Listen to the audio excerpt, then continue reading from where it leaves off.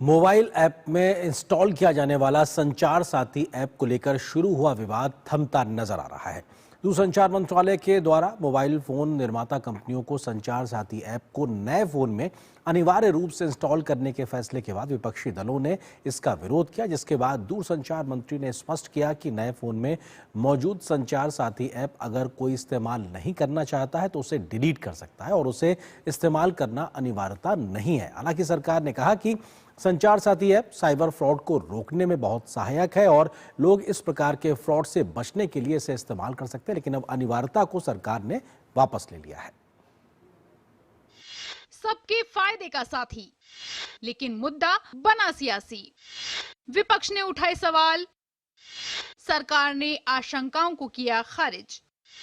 लोगों की डिजिटल सुरक्षा को लेकर केंद्र सरकार साइबर सुरक्षा ऐप संचार साथी को लेकर आई, लेकिन विपक्ष ने इसे सियासी मुद्दा बना दिया है। बुधवार को एक बार फिर से संसद में ये मुद्दा उठा। लोकसभा और राज्यसभा दोनों में कांग्रेस ने ये मुद्दा उठाया, जिस पर सरकार की ओर से संचार मंत्री ज्योतिरादित्य सिंधिया ने साफ कहा कि संचार साथी ऐप के माध्यम से न तो जासूसी संभव है और न ही होगी। सिंधिया ने कहा कि प्रधानमंत्री नरेंद्र मोदी की सरकार देश की जनता के हाथ में अधिकार देना चाहती है ताकि वो खुद को सुरक्षित रख सकें। The features of the app would point out real-time geolocation of every user, monitoring of the search history, and a possible monitoring of conversations, SMSs, WhatsApps.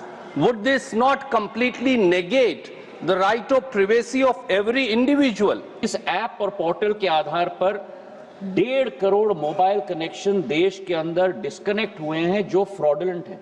करीब 26 लाख स्टोलन हैंडसेट हम लोग ने ट्रेस किए और 41 लाख मोबाइल कनेक्शन डिस्कनेक्ट हुए हैं।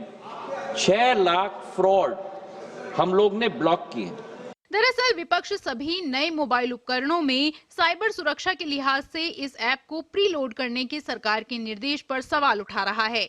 इस बीच दूरसंचार विभाग ने कहा कि वो संचार साथी ऐप को इंस्टॉल करने के अनिवार्य निर्देश को हटा रहे हैं। इसका कारण है कि सिर्फ एक दिन में स्वैच्छिक रूप से इस ऐप के डाउनलोड में 10 गुना वृद्धि हुई है।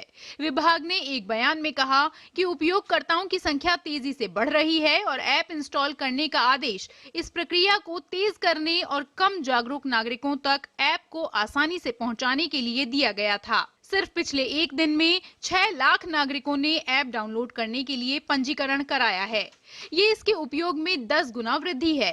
संचार साथी की बढ़ती लोकप्रियता को देखते हुए सरकार ने मोबाइल विनिर्माताओं के लिए इसे पहले से इंस्टॉल करना अनिवार्य नहीं करने का फैसला किया है। दरअसल दूरसंचार विभाग ने 28 नवंबर के आदेश में स्मार्टफोन विनिर्माताओं को सभी नए मोबाइल फोन में ऐप को पहले से लगाने और पुराने मोबाइल फोन में इसे अपडेट करने के निर्देश दिए थे। विपक्षी नेताओं ने इससे जासूसी की चिंता जताई। उनका कहना है कि ये ऐप कॉल सुन सकता है और संदेशों की निगरानी भी कर सकता है। हालांकि सरकार ने इससे साफ इनकार किया है। सरकार का कहना है कि इस ऐप को भी मोबाइल पर अन्य ऐप की तरह हटाया जा सकता है। सरकार के मुताबिक इस ऐप की जनभागीदारी के आधार पर साइबर धोखाधड़ी से नागरिकों को बचाना और मोबाइल चोरी की घटनाओं को कम करना ही इसका उद्देश्य है। पार्लियामेंट टीम और तपस भट्टाचार्य के साथ ब्यूरो रिपोर्ट, डीडी न्यूज।